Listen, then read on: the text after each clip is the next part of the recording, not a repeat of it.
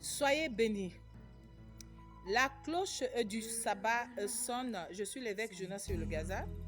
Je vais vous parler aujourd'hui d'une situation que nous rencontrons tous dans le corps de Christ, dans la vie courante, surtout de ceux qui disent qu'ils sont déjà arrivés au ciel et pendant qu'ils marchent encore avec nous sur la terre.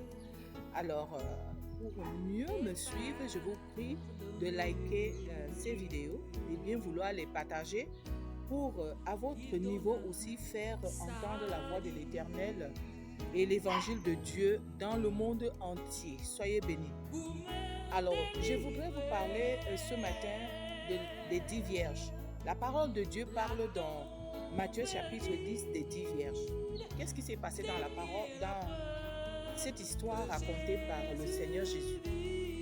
10 filles qui représentent les 10 vierges, on dit ça symbolise le royaume de Dieu.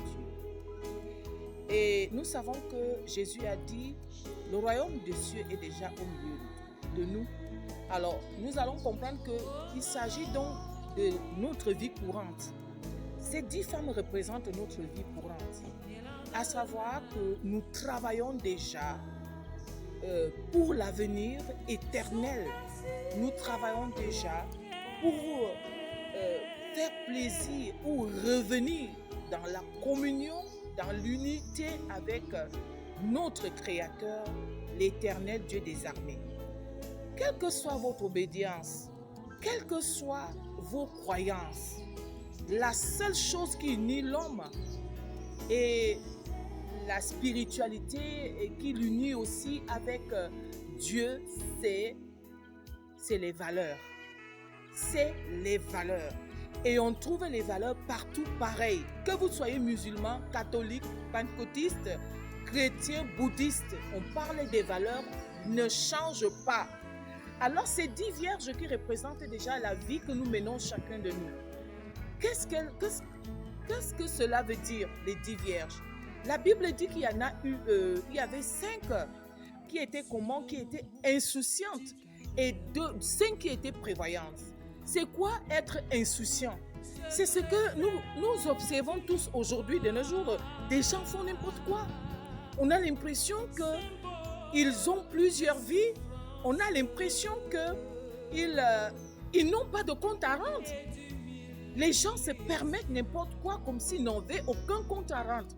Comme s'ils vivaient dans une bulle et dont ils étaient les rois et ils n'ont pas de compte à rendre à personne. Et nous le remarquons dans les réseaux sociaux, nous le remarquons aussi dans la vie courante, dans les rues. Vous pouvez vous balader, vous promener dans votre voiture ou à pied et vous vous rendez compte des insultes qui pleuvent sur vous sans raison aucune. L'incivisme qui est répandu de plus en plus, on a envie de se demander où va le monde.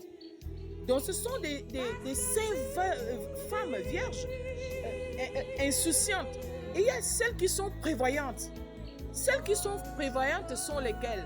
Selon moi, ce sont celles qui se disent non, j'ai des comptes à rendre à celui qui m'a créé. Je viens de quelque part. Je suis prévoyante parce que je sais que je dois rendre compte. Je suis en mission sur terre. Une mission pour faire quelque chose pour la gloire de qui? La gloire de Dieu. Parce que le monde, quand vous inversez le mot monde, vous avez le mot démon. Il y a dans le monde qui a été sauvé par Dieu. Le monde, Dieu a tant aimé le monde qu'il a envoyé son fils Jésus. Il y a aussi le démon quand vous inversez ce monde. Ce monde-ci peut aussi être démon pour certains.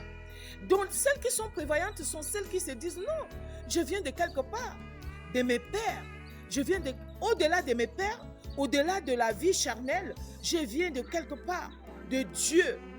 Et ce Dieu-là, quelles sont ses valeurs? Qu'est-ce qu'il m'inspire? Est-ce que je vais rendre compte? Ce serait quel compte? Alors, je voudrais dire que c'est au milieu de la nuit que les vierges insouciantes se rendent compte de leur bêtise.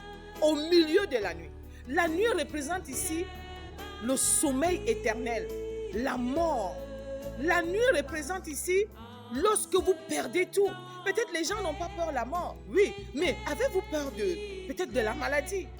Avez-vous peur N'avez-vous pas peur de la maladie? N'avez-vous pas peur de la pauvreté? Perdre tout ce que vous avez en un claquement de doigts. Perdre vos amis, perdre votre pouvoir. Nous savons autour de nous des milliardaires, des millionnaires qui se sont retrouvés en prison, qui ont tout perdu d'un claquement de main. Ça peut être la nuit pour vous. La nuit peut être pour vous, peut être perdre votre position, celle que vous avez aujourd'hui, qui vous donne, je ne sais pas, cette impression de ne pas pouvoir rendre compte un jour à quelqu'un. La nuit, le milieu de la nuit, vous perdez tout et vous vous retrouvez en face de votre vie, de votre solitude, de votre bêtise, de votre précarité, de votre fragilité. Alors, lorsque je vois sur les réseaux sociaux aujourd'hui tout ce qui se passe, j'ai envie de lire, comment on appelle ça, Galates chapitre 5 à partir du verset 22. J'ai envie de dire, vous voyez quelqu'un qui parle de Dieu, vous parlez de Dieu, pour parler de Dieu, il faut être sûr que vous êtes en train de remplir les conditions. Si vous êtes dans une position maléfique, mais vous êtes en train de vous repentir, vous êtes en train de confesser, vous n'allez pas être aussi blasphémateur. Mais qu'est-ce qui se passe, mes enfants? Le monde devient aussi blasphémateur que vous avez mal à la tête. Repentez-vous, donnez vos vies. Dites-vous, je suis tant, je suis homosexuel, je suis voleuse, je suis idolâtre, je suis ceci et ceci, je me répands. Le Seigneur m'a visité.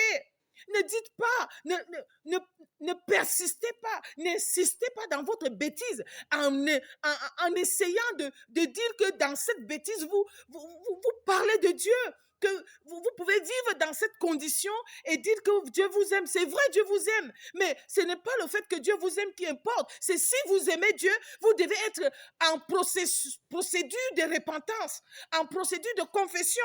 Alors je vais vous dire, vous êtes chrétien, l'idolâtrie fait quoi chez vous? Vous êtes chrétien, l'homosexualité fait quoi chez toi? Tu es chrétien, mais qu'est-ce que les querelles, la fornication, l'animosité, l'ivrognérie font quoi chez vous? Vous êtes chrétien, le mensonge, la haine des autres. Parce que vous, Dieu vous a parlé de ne pas porter de foulard, Dieu vous a parlé de ne pas vous maquiller, vous voulez condamner tous ceux qui se maquillent. Mais Dieu, c'est la diversité. Dieu, ce n'est pas condamner ceux-là qui essayent, qui parlent de Dieu. Le monde est tellement rempli des impies, des gens qui ont besoin de confesser Jésus-Christ. Vous êtes donc les saintes vierges insouciantes. Parce que vous condamnez, vous critiquez, vous criez, vous suscitez, vous salissez les pères de famille. Vous jetez la mer dessus le peuple que Dieu a sanctifié. Repentez-vous, chers enfants. Repentez-vous. Qu'est-ce que le mal fait chez toi? Les querelles, les haines font quoi chez vous? Vous dites que vous êtes chrétien, le tabac, le vol, l'homosexualité, je reviens dessus. La masturbation, la fornication font quoi chez vous si vous êtes chrétien? Vous avez donné votre vie au Seigneur. Vous marchez, vous dites que vous pavanez d'aller à l'église. Ni Mohamed, ni Marie, ni Jésus ne cautionnent ça. Vous dites que vous avez ça, ça vient d'où? Ça fait quoi chez vous? Marie n'a pas marché comme ça. Mohamed n'avait pas ces attitudes. Jésus n'a pas parlé comme ça. Qui êtes-vous?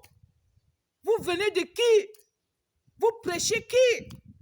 Et vous voulez faire perdre des personnes que que Dieu a mis à part, a créé à son image. Vous êtes perdus, mais vous voulez perdre tout le reste. Pourquoi? Repentez-vous. Le royaume des cieux est proche. Le jour du Seigneur est proche. Nous vous le disons. Si ce jour ne vient pas, sachez que même sur la route, sur le chemin, même couché, ça peut vous attraper. La nuit peut tomber brusquement. Alors, je vous attends sur Vision 4, mercredi de 21h à 22h30 sur le plateau de la santé spirituelle. Nous allons parler des signes et des symptômes qui prouvent que votre sexualité a un sérieux problème héréditaire. Que le Seigneur vous bénisse.